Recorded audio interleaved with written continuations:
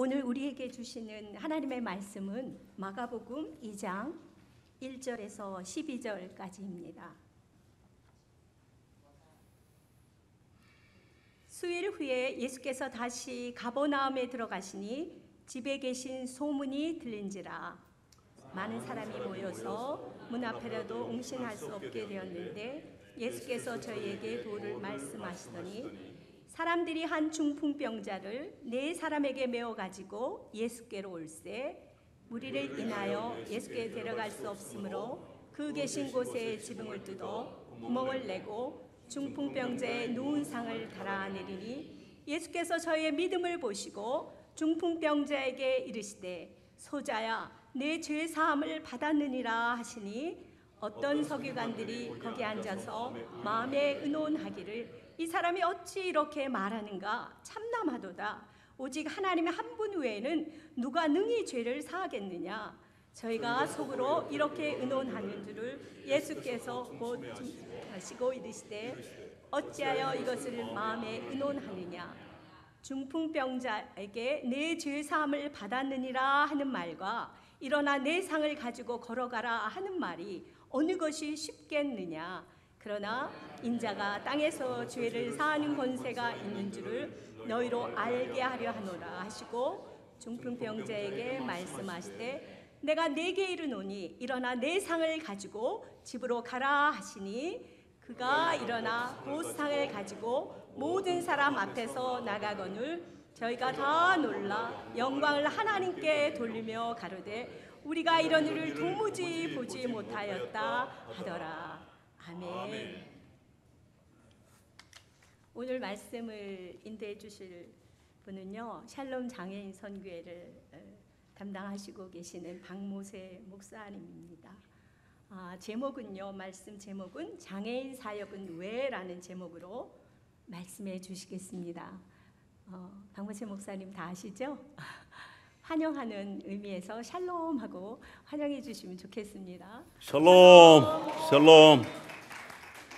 반갑습니다. 우리 사랑부 선생님들 또 우리 학생들이 몇 명 참석하다 보니까는 수요 예배에 이렇게 그 영감이 없는데 저들 때문에 아주 교회가 영감이 있습니다. 그래서 그런 생각을 했어요. 우리 그 사랑부의 형제자매들 때문에 they can be an inspiration to the whole congregation. 그죠? 오히려 저들이 있음으로 말미암아 우리가 영적으로 좀 이렇게 더 도전을 받는 것 같아서 너무 좋았습니다. 샬롬 이렇게 여기서 인사하시는데 저희도 맨날 그 만나면 샬롬 샬롬하고 인사합니다. 특별히 오늘 너무 감사하고 기쁜 것은 뭐냐면은 남가주 샬롬 교회가 이렇게 새로운 아름다운 장소로 이렇게 이전해서 오셔가지고 첫 번째 사랑부를 이렇게 시작을 했어요. 그리고 또 제가 첫 번째 그 설립 예배에 설교를 초청받아서 했거든요.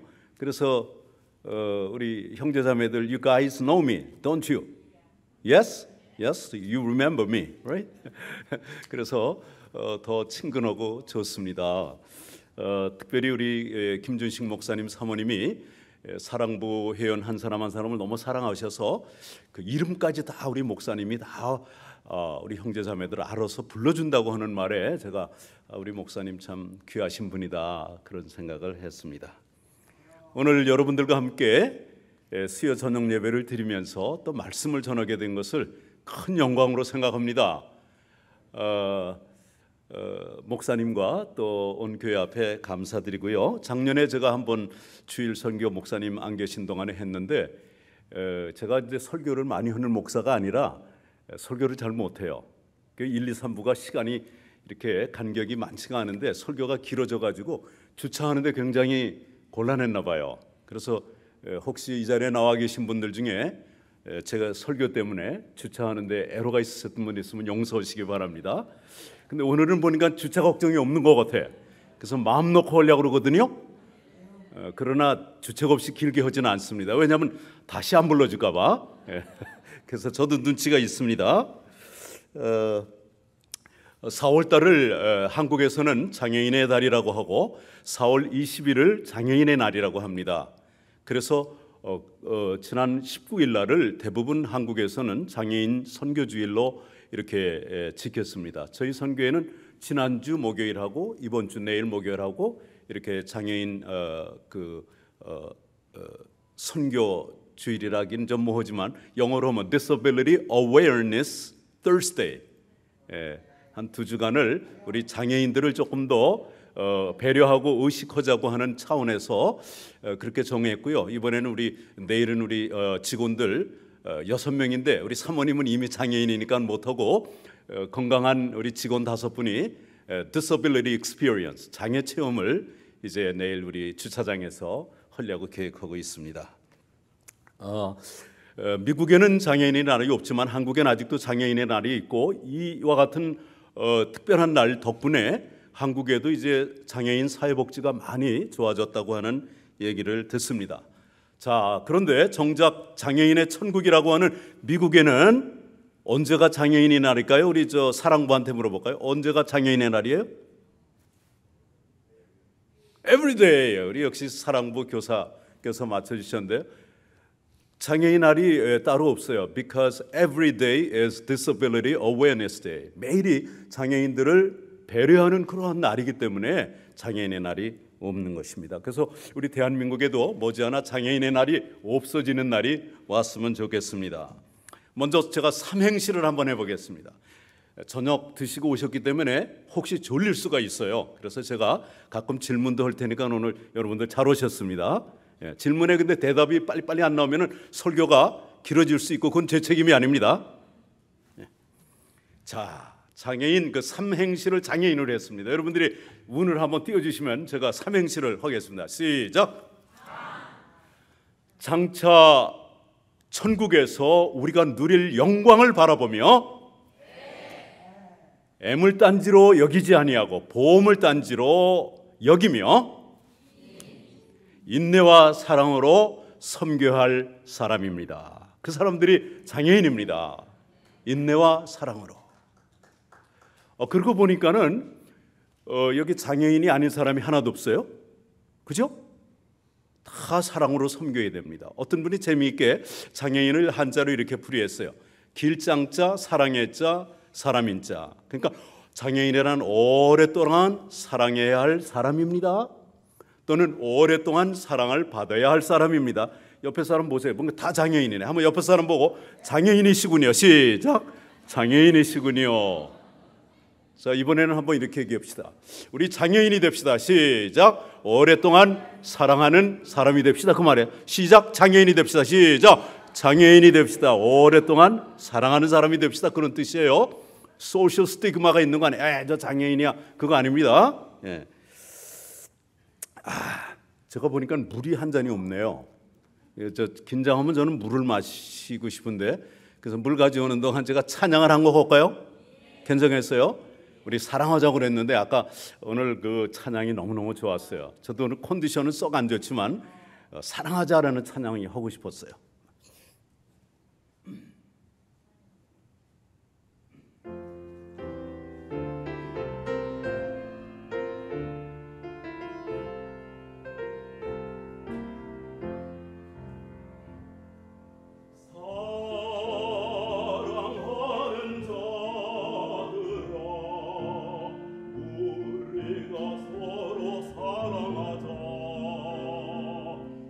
사랑은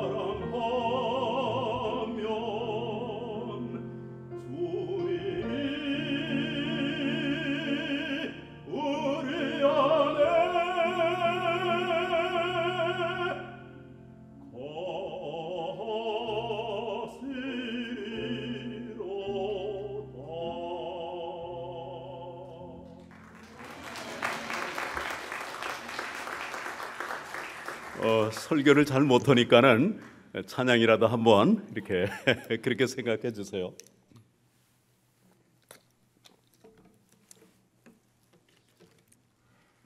자, 질문 하나 드릴게요. 오늘 우리 사랑부 회원들을 보니까 제가 힘이 나요. 왜냐하면은 저분들은 짧게 설교하면 굉장히 실망할 것 같아.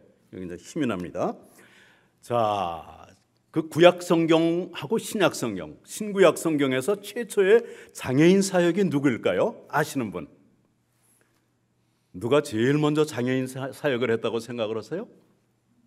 예? 누구예요? 우리 애니신 선생님? 누구예요? 구약에서? 시간이 많이 가면은 안 됩니다. 제가 대답을 하고 속으로 아는데 부끄러워서 그런 것 같아요. 한번 따라가. 다윗왕. 예, 다윗왕이에요. 사무엘하 9장에 보면은 13절밖에 안 되는 짧은 그러한 챕터예요. 그런데 거기에는 그 다윗 왕과 이제 의형제를 맺었던 요나단의 그 유일한 아들, 전쟁 때 이렇게 유모가 업고 도망가다가 떨어뜨려 가지고 두 다리가 절름발이가 된 그러한 장애인 유일한 아들이 하나 있었습니다. 그 무비보셋이라고 하는 사람인데 다윗 왕과 무비보셋의 그 아름다운 감동적인 스토리가 나옵니다. 다윗은 아마도 전쟁이 이제 거의 끝나고 왕국이 평정되었을 적에, 평온을 찾았을 적에 이렇게 사람을 수소문을 합니다. 뭐라고 수소문을 하냐면요, 사울의 집에 아직 살아남은 사람이 있느냐, 내가 요나단을 인해 그 사람에게 은총을 베풀리라. 그렇게 1절을 시작합니다. 그리고 그 짧은 14절에 보면은요, 무비보셋이 왕궁에서 왕자들처럼 함께 식사를 했다, 항상 했다. 사실 regularly, 정기적으로 했다는 말이겠죠. 항상 했다는 말이 4번이나 나옵니다. 또한 그는 두 다리가 절뚝발이었더라 하는 그 장애인이라는 말이 2번 나옵니다. 사실 다윗 왕은요, 정말 이 챕터를 읽을 때마다는 지금도 목이 맵니다. 이렇게까지 해줄 필요는 없었습니다. 근데 사울 왕가의 그 잃어버린 모든 재산을 환수하잖아요. 그래가지고 이 무비보셋에게 주지 않습니까? 그렇게 할 필요가 없어요. 또 왕궁에 데려다 놓고 같이 정기적으로 식사할 필요는 없습니다. 그냥 먹고 살게만 해줘도 되는데 다윗 왕은요, 그를 얼마나 대접했는지 몰라요. 그는 은혜를 아는 사람입니다. 그러니까 우리 장애인 사역을 하는 사람들은 은혜를 알아야 되고요, 우리 모든 믿는 자들은 하나님의 은혜를 아는 자들이 되어야 할 것입니다. 저는 과연 다윗은 하나님의 마음에 합한 자라는 것을 이 본문을 통해서도 사무엘하 9장을 통해서도 다시 한번 깨닫습니다. 그리고 제가 오늘 본문으로 삼은 그 마가복음 2장 1절에서 12절의 그 사건, 이 사건은요, 정말 성경 전체적으로 볼 때 이와 같은 아름다운 그 장애인 사역의 롤 모델이 없다고 생각합니다. 물론 예수님이 이 장애인을 치료하는 장면이 나오지만 여기에 동원된 그 4친구가 나오고 그러는데, 오늘 본문을 중심으로 해서 저는 첫 번째, 왜 장애인 사역을 해야 되나, 두 번째로는 누가 장애인인가, 장애인은 누구인가, 그리고 세 번째로는 장애인 사역은 어떻게 하나, 어떤 사람이 하나, 마지막으로 장애인 사역이 왜 중요한가에 대해서 4가지로 크게 소제목을 가지고 여러분과 함께 나누고자 합니다. 자, 첫 번째, 장애인 사역은 왜 해야 됩니까? 왜 해야 돼요? 그들이 가난하니까, 불쌍하니까, 돌봐줄 사람이 없으니까, 그래서 물론 할 수 있습니다. 그러나 더 근본적인 장애인 사역을 해야 하는 그 본질적인 문제는 뭐냐? 한번 따라할까요? 장애인들도 하나님의 형상대로 지음을 받았기 때문입니다. 왜? Why disability ministries? Because they are also created in the image of God. 하나님의 형상이 그 속에 있습니다. 아무리 장애가 심해도 그들을 위해서도 그리스도께서 십자가에 못 박혀 돌아가셨습니다. 그래서 그들을 볼 때는요, 정말 하나님의 형상으로 봐야 되고, 그들을 볼 때는요, 하나님께서 내가 감당할 만하니까 우리 가정에 하나의 천사로 보내주셨구나, 이렇게 여겨야 됩니다. 그래야 정말 그분들이 이제 보물단지로 대했을 적에 장차 우리가 천국에서 누릴 상은 말로 다 형용할 수가 없을 것입니다. 두 번째로 장애인 사역은 왜 해야 되냐면요, 제가 살을 붙이면 너무 시간이 많이 걸 것 같아서 빨리빨리 할게요. 두 번째 한번 따라할까요? 예수님이 이 사역을 하셨기 때문입니다. 시작! 예수님이 하신 사역이에요. 그렇기 때문에 우리 오늘날 모든 교회가 또 성도들이 반드시 해야 할 사역이 장애인 사역입니다. 예수님의 공생의 사역을 보면은요, 제자 훈련, discipleship은 그게 가장 많은 시간을 아마 소요했겠죠. 제자들하고 먹고 자고 이렇게 움직였으니까요. 또 무리들을 가르치는 것. 근데 무리들을 가르칠 때 항상 보면은 장애인들과 병자들이 또 사회적으로 소외된 사람들이 그곳에 있었습니다. 그래서 예수님의 사역에 있어서는 장애인 사역이 사랑부가 아닙니다. 스페셜 미니스트리가 아닙니다. 이것은 메인스트리밍이에요. 정말입니다. 그래서 요즘은 교육에서도요, full inclusion이라는 말을 많이 사용합니다. 장애인들이지만 학교 다니신 분들은 알 거예요. 다 무조건 장애인들을 따로 교육하는 것이 아니라 할 수 있는 부분은 같이 inclusion을 해요. 그래서 저는 오늘 목사님께 그런 제안을 드리고 싶었어요. 찬양을 하면서 또 예배를 드리면서, 야, 우리 사랑부서에 교사들만 나오는 거로 들었는데 우리 학생들이 나와가지고 쟤네들이 저 귀한 형제자매들이 오히려 우리 예배에 영감을 주는구나. 저분들이 자주 참석하면 좋겠다 하는 생각을 했어요. 그래서 우리 몸이 성한 많은 성도들에게 오히려 도전을 주고 영감을 주는 그런 도구로 쓰임받았으면 하는 생각이 들었습니다. 예수님이 이 사역을 하셨다면 우리도 이 사역을 당연히 해야 되는 것입니다. 세 번째로 왜 장애인 사역입니까? 한번 따라할까요? 사람을 외모로 취하지 말라는 말씀이 있기 때문입니다. 시작! 사람을 외모로 취하지 말라는 하나님의 말씀이 있기 때문에 그렇습니다. 성경 여러 군데 있죠. 내 이웃 사랑하기를 내 몸과 같이 하라 이렇게도 있지만은 사도 야고보는 2장 8, 9절에 이렇게 말했어요. 너희가 만일 성경에 기록된 대로 내 이웃을 사랑하기를 내 몸과 같이 하라 하신 최고의 법을 지키면 잘하는 것이거니와 만일 너희가 외모로 사람을 취하면 죄를 짓는 것이니 율법이 너희를 정죄하리라. 사람을 판단하고 또 편견을 가지고 보고 차별을 하면은 그건 이미 죄 짓는 거라는 거예요. 그러니까 우리가 그들을 섬겨야죠. 요즘 보세요. 미국에서 때 아닌 인종차별의 문제로 최근에 들끓고 있는데 사람들 속에는 그 보이지 않는 차별이 있는 것 같습니다. 물론 교회에 나오지 말라는 그런 말을 하는 목사님이나 교회는 없어요. 그럼에도 불구하고 많은 장애인들이 교회에 못 나가는 이유가 턱이 높기 때문에 그렇습니다. 우리 남가주 샬롬 교회는 특별한 교회지만은 많은 교회들이 장애인들이 나가면은 이렇게 외면하고 또 피하는 경향이 있고 그들을 반기지 않기 때문에 그들은 그걸 느껴요. 그렇기 때문에 부모가 데리고 나가지도 않고 또 신체 장애인들은 정신은 이제 지적으로는 정상이니까는 그거를 알고 이 신체 장애인들은 많이 교회를 안 나갑니다. 정말 신체 장애인들이 교회 나가는 사람들은 손으로 꼽아도 될 정도로 큰 교회도 몇 명 되지 않는 것을 봅니다. 자, 장애인 사역 왜 해야 되는지 아시겠죠? 자, 두 번째 문제입니다. 누가 장애인인가? 오늘 본문에 보면은 중풍병자 한 사람이 나옵니다.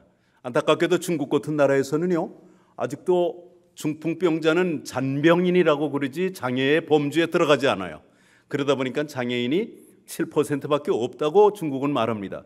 WHO는 최소한도 작년까지는 장애인의 인구가 전체 인구의 10%, 약 7억이 있다고 했는데 중국은 7억이라고 그랬어요. 근데 장애인의 범주가 한 6가지밖에 안 돼요. 그러니까 요즘 미국식으로 하면은 우울증이나 이런 사람들은 장애인도 아니죠. 병자들이죠. 그래서 그런지 미국은 한 16% 정도가 됩니다. 그 이상이 장애인이라고 합니다. 근데 최근에 그 발표된 WHO의 통계에 의하면은 한 나라의 장애인 수는 약 15%가 된다는 거예요. 10%로 알고 저는 지난 한 20여 년 동안 그렇게 외쳤는데 5%가 올라가 버렸어요. 자, 누가 장애인입니까? 이렇게 중풍병자도 장애인이고 또 지적으로 하나님이 특별히 이렇게 만들어주신 우리 사랑하는 사랑부의 형제자매들, 저분들만 장애인이 아닙니다. 기왕에 말이 나왔으니까 오늘 장애인들을 좀 더 배려하고 의식하는 의미에서 공부 좀 하겠습니다. 성경에 옛날 성경입니다.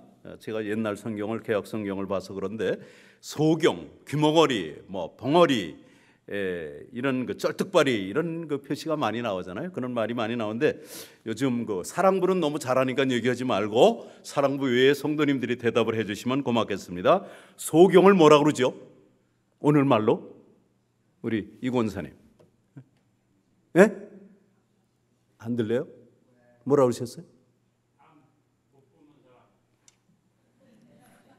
이우희 집사님은 제가 질문할까 봐 저 뒤에 앉는데 그래도 제가 보입니다. 눈이 좋아서. 예. 요즘 말로는 옛날에는 소경 봉사 그랬는데 이 시각장애인들은요 막 분노를 느껴요. 그런 말을 하면요. 그러니까 최소한도 맹인이라고 불러주셔야 돼요.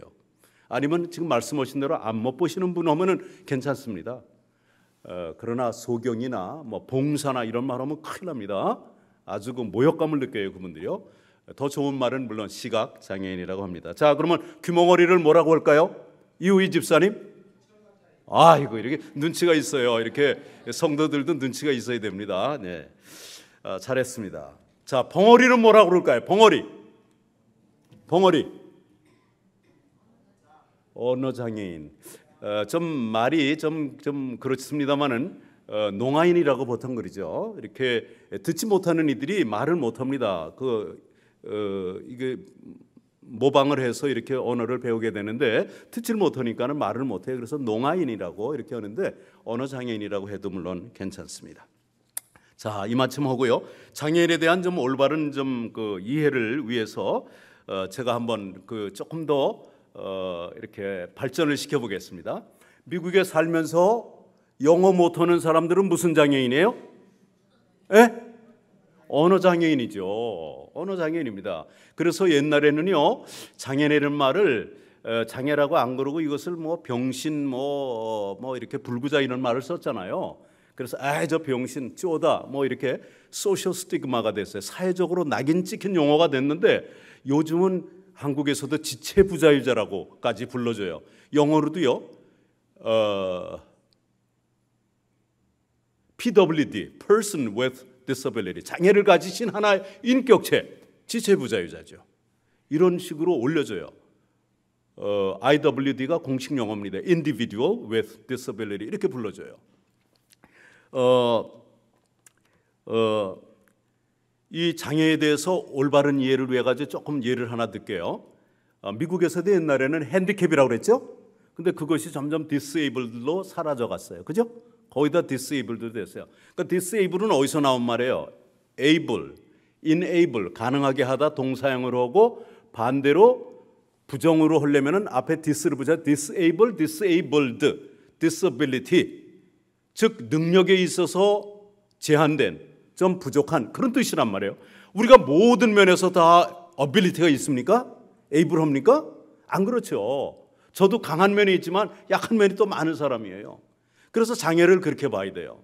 조금 전에 우리 김 목사님께서 저하고 예배 드리기 전에 사모님이 통증이 있습니까? 이렇게 물어보셔서 통증이 많죠. 24시간 있죠 그랬는데요.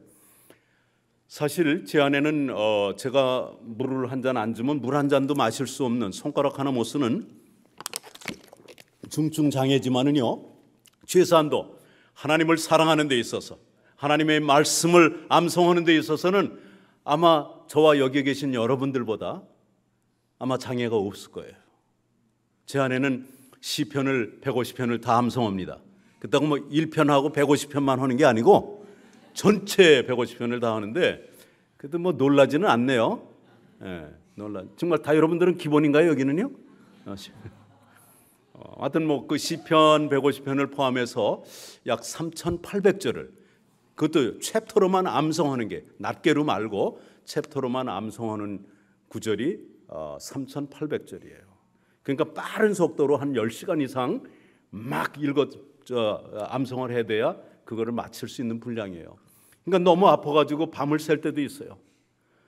그러면 성경 말씀은 암송하지 난 불쌍해, 나는 왜 이래? 비관하고 슬퍼하고 앵그리하고 그런 게 아니고 하나님의 말씀을 암송하기로 결정하는 거예요. 의지를 바꿔버리는 거예요. 내 의지를 사용을 해서 나는 기뻐할 거야, 감사할 거야, 하나님의 말씀을 암송할 거야, 그래서 하나님의 말씀을 통해서 공급하시는 능력으로 살 거야, 이렇게 결단을 해버려요. 이게 믿음이에요 사실. 그러니까 어떤 데는 꼬박 밤을 새기도 하고 어떤 데는 몇 시간 암송하다가 잠이 들어. 그러면 깨면은 바로 끝난 데가 생각이 나가지고 또 암송을 해요. 그렇게 살아요. 그러니까 성경 암송에 대해서는 우리 김주식 목사님도 설교 들으면 그냥 하나님의 말씀만 그냥 암송을 얼마나 많이 하시는지 한번 제 아내하고 언제 한번 대결해 보세요.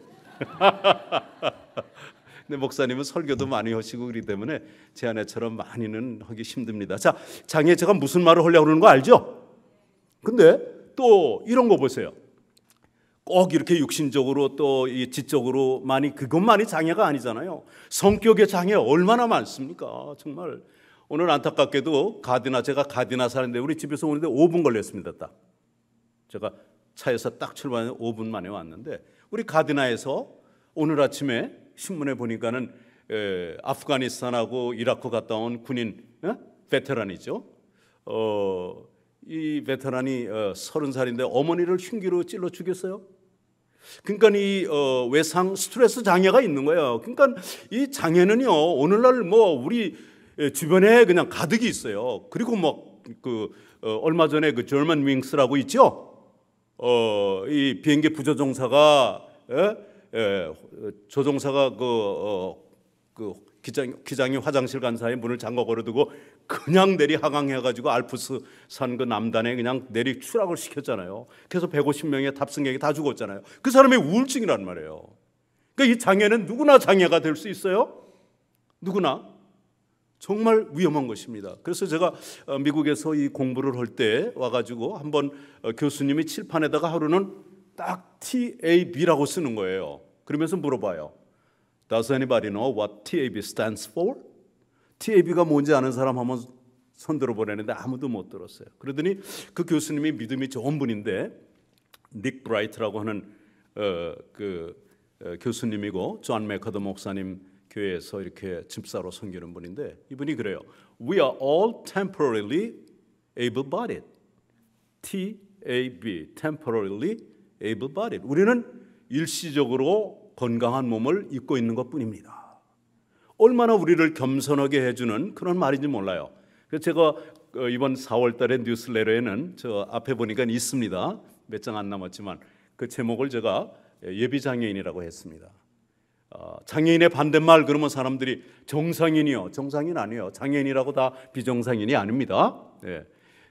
장애인의 반대는 또 비장애인도 아니고 저는 예비장애인이라고 그러고 싶어요.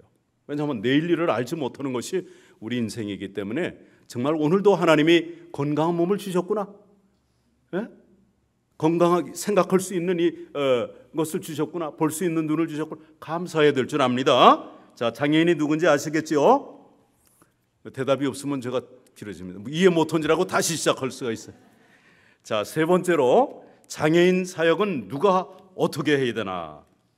중요한 부분입니다. 우리 본문에 보면은요, 이 장애인을 누가 데려왔어요? 서기관이나 율법사나 바리새인들 이런 종교 지도자들이 데려왔어요? 누가 데려왔어요? 중풍병자를. 예? 네 사람이라고 해요. 친구라는 말은 없지만 우리가 추측건데 아마 가족 중에 가족들이나 친지들이나 친구들이나 아니면 이웃이 될 수 있겠지요. 최소한도 사역자는 아니었다는 것이죠. 종교인 지도자들은 아니었다는 것입니다. 자, 이분들이 한 행동을 제가 한 4가지로 요약을 해가지고 여러분과 나눌 테니까는 여러분들이 이 말씀을 들을 때 이것을 나의 삶 속에 한번 적용해 보세요. 그러면은 단지 장애인 사역만 아니라 우리 교회의 부흥도 가져오고 내 개인적으로 신앙생활을 하는데 힘이 날 거예요. 왜냐하면 신앙생활은 그저 설교 많이 들어서 많이 아는 게 아닙니다. 우리가 그 말씀을 듣는 대로 말씀을 전하는 대로 사는 것, 이것이 신앙이에요. 그 부분이 오늘날 우리 성도들에게 좀 부족하다고 생각이 됩니다. 자, 장애인 사역은 어떻게 해야 됩니까? 첫 번째로 이 친구들은 예수님에 대해서 최소한 소문을 들은 사람이에요. 그죠? 안 그러면은 예수님이 그 병자들을 고쳐주는 그 현장을 두 눈으로 목격을 했던가, 아니면 그 중에 한 명이 치료함을 받았던가, 아무튼 최소한도 소문은 들었기 때문에 저 예수라고 하는 랍비한테 가면은 나을 수 있다 해가지고 이 친구를 데리고 간 것입니다. 그래서 장애인 사역은 누가 해야 되냐? 뭐 목사님이나 전도사님이나 전문가들이 하는 것이 그게 아닙니다. 물론 전문가들이 하면 더 잘할 수 있지만은 누구든지 할 수 있다는 얘기입니다. 마치 전도가 목사나 전도사만 전도하는 게 아니고 우리 모두의 몫이라고 하는 것처럼 장애인 사역도 할 수 있는 거예요. 말하자면은 여러분들 성도님들 중에 아마 교사들은 이미 그럴 거예요. 주변에 장애인들이 있으면 교회를 소개할 것입니다.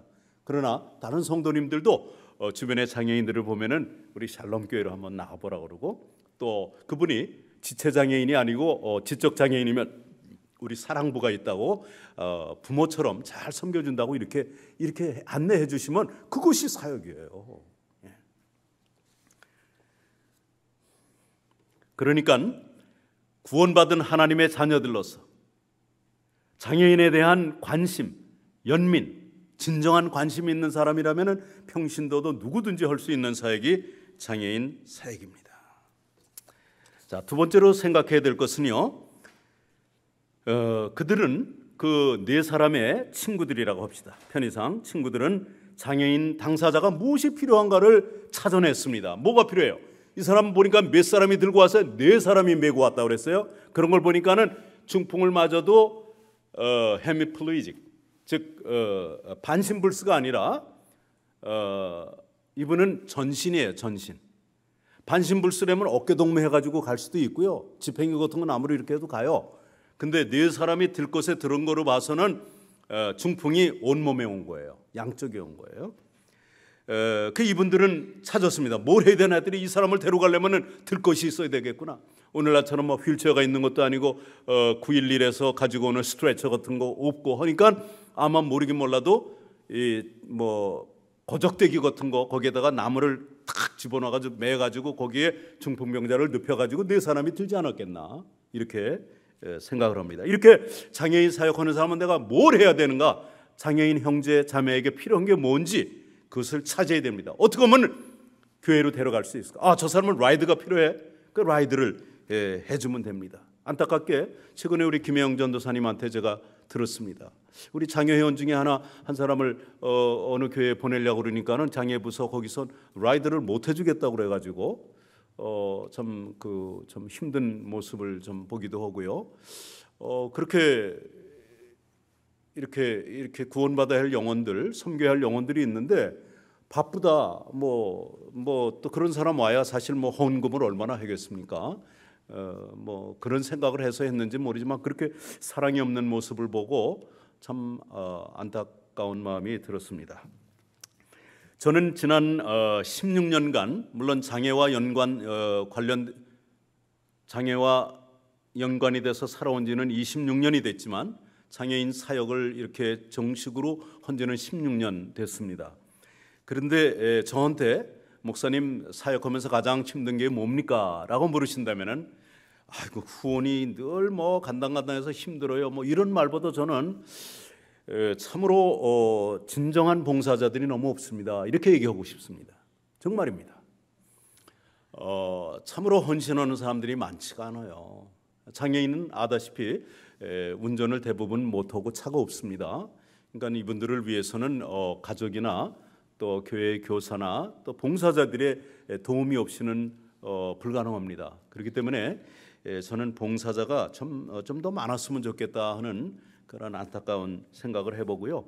정말 내 가족처럼 봉사해 줄 사람은 정말 제가 26년을 아내를 이렇게 손발이 돼서 아침마다 뭐 운동시켜주고 닦아주고 대소변도 다 받아주고 하면서 이렇게 사역을 하고 있지만 하루라도 해줄 사람이 있는가요? 저는 1년 365일 하루도 쉬는 날이 없습니다.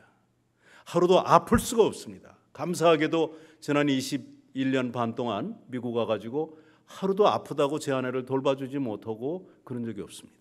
그건 정말 하나님의 은혜입니다.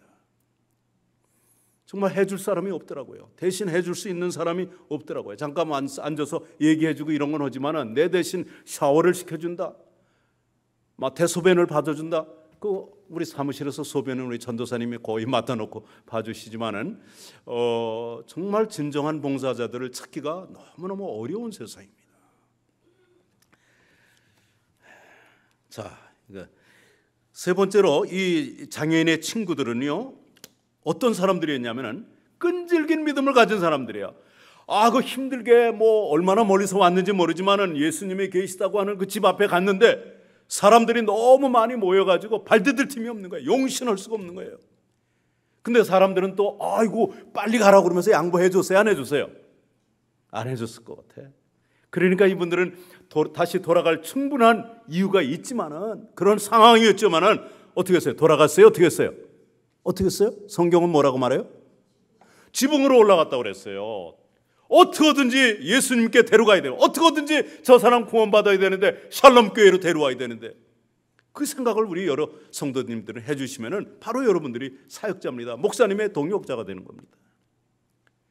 그래 이 사람들은요, 위험한 일을 무릅쓰고 지붕으로 올라갑니다. 저는 중동에 옛날에 직장 생활할 때 출장을 가봐서 압니다. 중동의 집들은, 하우스들은요, 계단들이 있어요. 아마 너무 더워서 그런지 여름이면 막 홍해 그 바다 앞에 그냥들 이렇게 모여 있고 그런 걸 봤습니다만, 지붕에 올라가서 시원하니까 집 아래는 더워요. 낮에 햇빛이 내리쬐 가지고요. 그러니까 거기로 올라간 거예요. 한번 생각해 보세요. 이 교회는 아마 지금 램프가 있죠, 그죠? 근데 어떤 교회 전에 제 아내가 간증한다고 갔는데 이렇게 계단이 한 서너 개씩 있어요. 이 휠체어에 태워가지고 네 사람이서 오는데도 얼마나 불안한지 몰라요. 그래서 힘 있는 사람 나오시라고 붙잡고 저는 하나 둘 해서 이렇게 계단을 한 서너 개 올라오고 또 내려가고 그러는데, 이거는 깎아진 듯한 그러한 계단을 네 사람이 들고 올라간다는 거 엄청난 힘이 드는 겁니다. 근데 이분들은 포기하지 않고 지붕에 올라갔습니다. 지붕에 올라간 것뿐만 아니라 어떻게 했다고 그랬어요? 내려야 되는데 기발한 생각을 한 거예요. 지붕을 뜯었다고 그랬습니다. 누가복음에 같은 그 사건을 기와를 뜯었다고 이렇게 표현하고 구멍을 냈다고 그랬어요. 얼마나 구멍을 이만큼은 냈을 거 아니에요. 그러니까 들것에 사람을 내렸겠죠. 들것에 사람을 내리는데 얼마나 위험했겠냐고요. 붙들어 매고. 그런데 그 위험과 그리고 경제적인 손실, 남의 지붕을 뚫어놨으니까는 이거 경제적인 손실도 있을 거 아니에요. 이것까지 감수한 거예요. 그래가지고 딱 내렸어요. 내리니 지붕에서 떨어지는 그 기와장이고 이런 기와는 아니겠지만 아무튼 타이르고 이런 게 떨어지고 먼지 나고 얼마나 힘들었을 거예요. 이거 뭐 하는 짓이야? 이럴 수 있잖아요, 충분히. 예수님이 야단 쳤어요, 안 쳤어요? 우리 사랑부 예수님 뭐라고 그랬어요? 응? 예수님이 야단 안 쳤어요. 오히려 Jesus, seeing their faith, said to the paralytic, my son, your sins are forgiven. 예수께서 저들의 믿음을 보고 저들의 포기하지 않는, 저들의 위험도 마다하고 나를 만나려고 구원받으려고 하는 그들의 믿음을 보고 하신 말씀이, 소자야 내 죄가 사함을 받았느니라. 이야, 놀랍잖아요. 그 믿음으로 구원받는다는 말씀이 여기서도 나오고, 예수님의 관심은 처음부터 끝까지 영혼구원이었습니다. 한 번은요, 니고데모가, 이게 그 유대인의 관원 아닙니까? 72명 중에 한 사람인 공회원 아닙니까? 그가 이제 예수님을 만나러 남들에게 눈에 안 띄려고 밤중에 찾아갔습니다. 그래가지고는 당신은, 선생님은 하나님이 하늘로서 오신 분인 줄 우리가 아나이다. 하나님이 함께 하시지 않으면 이 모든 이런 표적 이런 건 행할 수 없습니다 하고 딥다 칭찬을 해줘요. 근데 예수님은 뭐라 그래요? 또 유명하신 선생님이 나를 알아주니 감사합니다 이랬습니까? 막 성경에는 없지만 막 헛소리 하지 마. 너 지금 보니까 구원받아야 돼. 그러니까 동문서답을 하는 겁니다. 아멘 아멘 레거소이, 진실로 진실로 내게 이르노니 unless you are born again you cannot see the kingdom of God. 네가 거듭나지 않으면은 하나님 나라를 볼 수 없느니라. 우리 예수님의 관심은요, 영혼 구원이에요. 처음부터 끝까지 영혼 구원이에요. 우리가 장애인 사역에 있어서 다른 거 볼 필요 없습니다. 그분들이 얼마큼 더 하나님이 그렇게 만들어줘서 they remain children forever. 영원한 아이들이잖아요. 그들이 영원히 구원받는 거. 전에 우리 전도사님이 저한테 이런 얘기를 해서 우리도 참 흥분했는데 약 15년 정도 우리 선교에 나오는 자매님이에요. 처음에 전도사님이 새로 이제 장애인들이 오면 제가 구원의 확신주라고 이렇게 붙여줍니다. 그렇게 말씀을 전하니까는 편영이라는 자매가 얼굴이 얘는 아주 지적으로요 굉장히 낮아요. 수준이 한 5살 뭐 이 정도 될까요? 예수님이 나를 위해 돌아가셨어요. 근데 얼굴이 막 홍조가 뛰는 거예요. 예? 그러니까 아무리 장애가 심해도 심지어는 내가 표현을 못한다 할지라도 우리 구원이 하나님 편에 있기 때문에 우리가 저 사람 믿음의 고백을 안 했으니까 구원받지 못한다 이렇게 얘기하면 안 됩니다. 그들도 하나님의 형상대로 지음받았고 그들도 구원받을 자격이 있고요. 권리가 있고요. 구원받아야 됩니다. 그래서 이 사역을 해야 되는 것입니다. 이제 마지막으로 시간 관계상 제가 빨리 결론을 좀 내겠습니다. 장애인 사역이 왜 중요한가? 중요합니다. 여러분 세상의 끝이 어디라고 생각합니까? 세상의 끝, 땅 끝까지 이제 말씀이 전파가 되면은 주님이 오신다고 했는데 언제 어디가 땅 끝인 것 같아요? 우리 신집사님 어디가 땅 끝이? 저 아프리카 오집니까? 또는 아마존 정글에 아직도 전도 받지 않은 그러한 종족들입니까? 누가 땅 어디가 땅 끝 같아요? 한번 따라할까요? 땅 끝은 장애인 사회입니다. 시작. 저하고 그냥 동의하지 않는 사람이 너무 많아. 좀 봅시다. 저는 그렇게 생각합니다. 장애인 사역의 어려운 점이면서도 특수성이 여기에 있어요. 일반 선교는요 어떤 특정 나라나 지역을 목표로 해가지고 선교 전략을 세울 수 있습니다. 그런데 장애인 사역은요 하나님이 그렇게 만들어 주시지 않았어요. 장애인들만 딱 모여 사는 데가 없단 말이에요. 이북이라든가 옛날에 우리 소록도 뭐 해가지고 이렇게 나병 환자들 요즘 말로는 한센인들을 그렇게 모아놓고 소록도에 이렇게 했지만은 지금도 북한에는 그 사람들을 다 모아놔가지고 장애 입은 것만 알려지면은 뺏겨요. 아들을 딸 뺏겨요. 우리 전도사님이 북한에 갔다 가지고 얘기 듣고 전해준 겁니다. 뺏깁니다. 그래가지고 안내했더니가 막 슬퍼하고 왜냐하면 아들이 하고 헤어진다는 거예요. 그럼 못 보는 거예요. 장애인들을 따로 수용을 해요. 그런 별 이상한 나라 말고 대부분은 장애인들은요 건강한 사람들과 더불어 살아갑니다.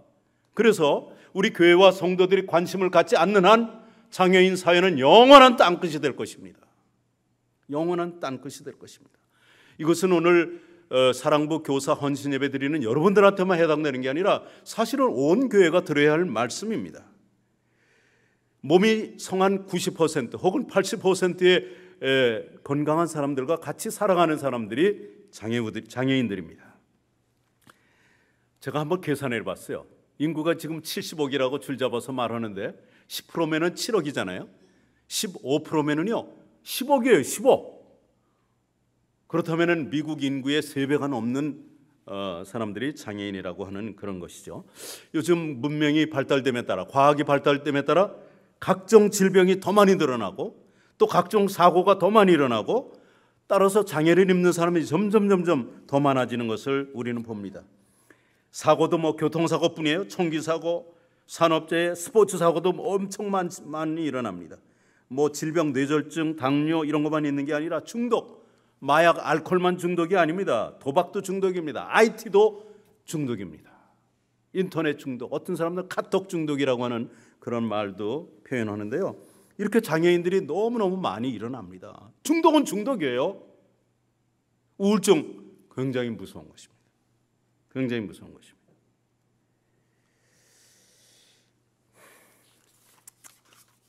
제가 여러분들에게 이제 도전을 드립니다.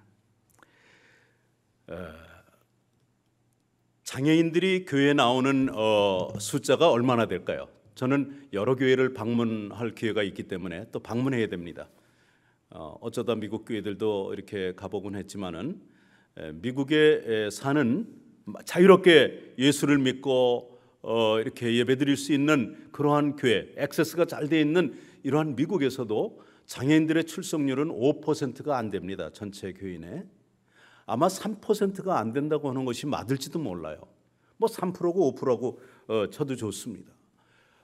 미국 같은 나라에서, 장애인 천국이라 그러는 나라에서 이렇게 없단 말이에요. 자, 대한민국에도 자유롭게 신앙생활하니까 좀 있겠죠. 그러나 액세스 문제 때문에 많이 못 나가죠. 그런데 뭐 유럽은 요즘 교회가 막 죽어가지 않습니까? 유럽이나 또 동남아, 회교권의 중동, 중앙아시아, 여러분 교회에 나가는 성도들이 몇 프로나 될까요? 몇 프로나 될까요? 이 7억 중에서 7억이건 10억이건 간에 중요한 것은 몇 프로가 교회 나갈 거예요. 교회만 나가면 다 구원받는다고 칩시다. 물론 교회 안 나가도 얼마든지 구원받을 수는 있지만은 그래도 일반적으로 교회 나가면 다 구원받는다고 했을 때 저는 한번 생각해 보세요. 저는 1% 정도밖에 1%도 상당히 보수적으로 잡은 숫자입니다. 그러니까 장애인의 한 99%는 하나님을 모른다, 복음을 모른다 감히 말할 수 있습니다. 그렇다면은 이 7억이 됐건 9억이 됐건 이 숫자는 혹시 현재 개신교 성도들 수랑 비슷한 거 아닐까요? 신앙생활로는 그냥 종교가 뭐야 그러면 미국에서 70%가 기독교라고 한다고 그러는데 그거 말고 미국의 3억의 인구 중에 1억이 교회 나갈까요? 저는 이렇게 잡아봤습니다. 미국에 좋다. 뭐 택도 아닌 숫자지만 3억 중에 1억이 교회 나간다고 치자. 신앙생활한다. 자, 중국에 한 2억이 나간다고, 2억이 지하교회랑 해서 2억이 된다고 치자 이거. 기타 동남아에 한 1억이 된다고 치자. 아프리카에 한 1억이 된다고 칩시다. 중남미에 1억이 된다고 칩시다. 글쎄, 그럼 한 7억 정도밖에 더 돼요? 모르겠어요. 그 뒤에도 얼마나 있는지 모르지만 제가 얘기하려고 하는 건 그겁니다. 이 엄청난 수가 복음을 알지 못한다고 했을 때 이 장애인 사역은 혹시 이 시대의 마지막 우리에게 주신, 교회와 성도들에게 주신 사명이 아닌가 이런 생각을 해봅니다. 너무 엄청난 것 같아가지고 그냥 말문이 닫힌 것 같은데 잠깐만요. 제가 아까 초두에 말씀드린 것처럼 아무리 설교가 좋아도 오래 해가지고 이제 이렇게 제가 사랑을 못 받으면 다음에는 안 불러줄 수도 있습니다. 그래서 저도 눈치가 있는 사람이라 오늘 직원들하고 어저께 오늘 좀 나눈 것입니다. 우리 장애를 안 입은, 장애하고 이렇게 연관이 없는 분들도 이 말씀에 좀 한번 은혜가 됐으면 좋겠습니다. 언더우드의 기도 노트에서 나온 말을 어느 친구가 저한테 이메일로 보내준 것입니다. 언더우드 1885년 아펜셀라 선교사와 함께 인천항에 도착했던 그러한 선교사입니다. 걸을 수만 있다면 더 큰 복은 바라지 않겠습니다. 누군가는 지금 그렇게 기도를 합니다. 설 수만 있다면 더 큰 복은 바라지 않겠습니다. 누군가는 지금 그렇게 기도를 합니다. 제가 이것을 읽고 있는데 우리 직원들 예배 때 했습니다. 그랬더니 제 아내는 울고 있더라고요. 들을 수만 있다면 더 큰 복은 바라지 않겠습니다. 누군가는 지금 그렇게 기도를 합니다. 말할 수만 있다면 더 큰 복은 바라지 않겠습니다. 누군가는 지금 그렇게 기도를 합니다. 볼 수만 있다면 더 큰 복은 바라지 않겠습니다. 누군가는 지금 그렇게 기도를 합니다. 살 수만 있다면 더 큰 복은 바라지 않겠습니다. 누군가는 지금 그렇게 기도를 합니다. 놀랍게도 누군가의 간절한 소원을 나는 다 이루고 살았습니다. 놀랍게도 누군가가 간절히 기다리는 기적이 내게는 날마다 일어나고 있었습니다. 부자가 되지 못해도, 빼어난 외모 아니어도, 지혜롭지 못해도 내 삶에 날마다 감사하겠습니다. 날마다 누군가의 소원을 이루고 날마다 기적이 일어나는 나의 하루를, 나의 삶을 사랑하겠습니다. 사랑합니다. 내 삶을, 내 인생을 나를 어떻게 해야 행복했는지 고민하지 않겠습니다. 행복해지는지, 내가 얼마나 행복한 사람인지 날마다 깨닫겠습니다. 나의 하루는 기적입니다. 나는 행복한 사람입니다.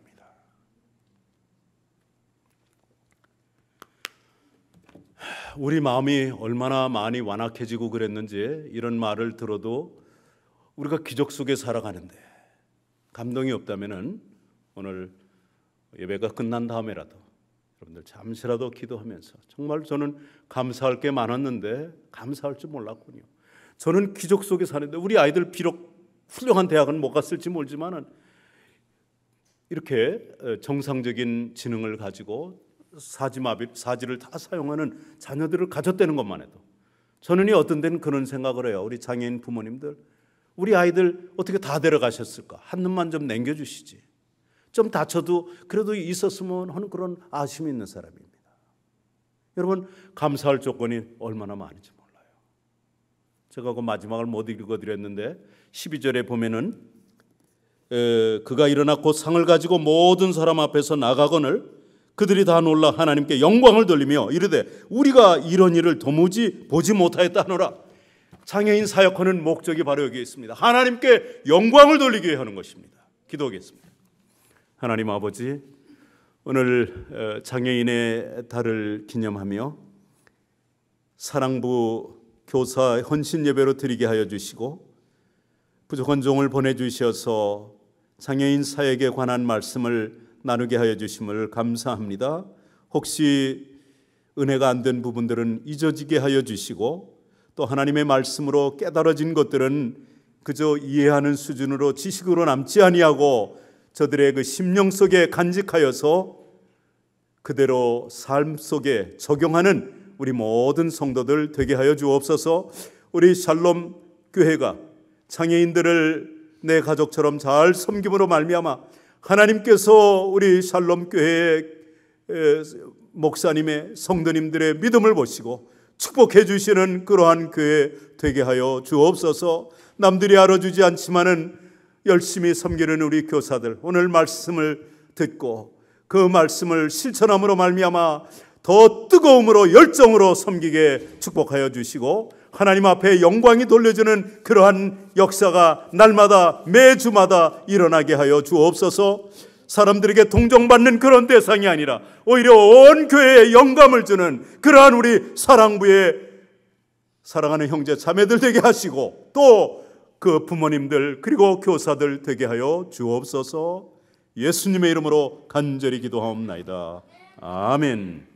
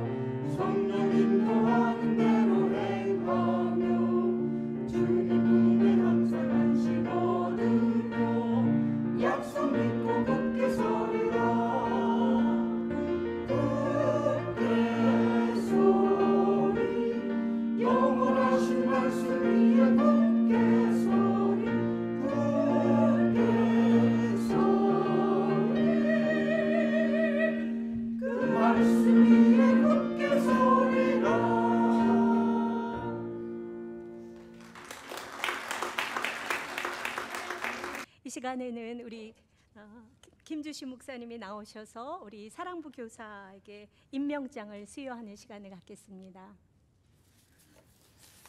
네, 이제 선생님 이름이 불려지면 그 자리에서 한 분씩 일어나 주시기를 바랍니다. 알렉스 초이 선생님. 오늘 출장 가셨어요. 다음 에스터 정 선생님. 네, 자리에 일어나 주시고요. 김계숙 선생님. 김은희 선생님. 네, 못 오셨습니다. 김헬렌 선생님. 네, 못 오셨고요. 박세훈 선생님. 박철현 선생님. 선우미영 선생님. 출장 가셨습니다. 송봉진 선생님. 신경연 선생님. 신우철 선생님. 전호철 선생님. 정선희 선생님. 정영은 선생님.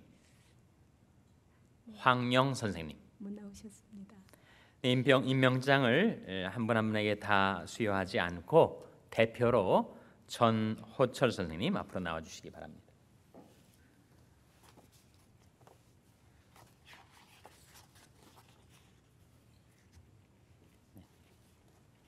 교사 임명장, 교사 전호철 선생. 귀하를 2015년 4월부터 2016년 4월까지 장애인을 섬기는 사랑부 교사로 임명합니다. 2015년 4월 22일 남가주 샬롬교회 김준신 목사. 여러분 큰 박수로 축하해 주시기 바랍니다.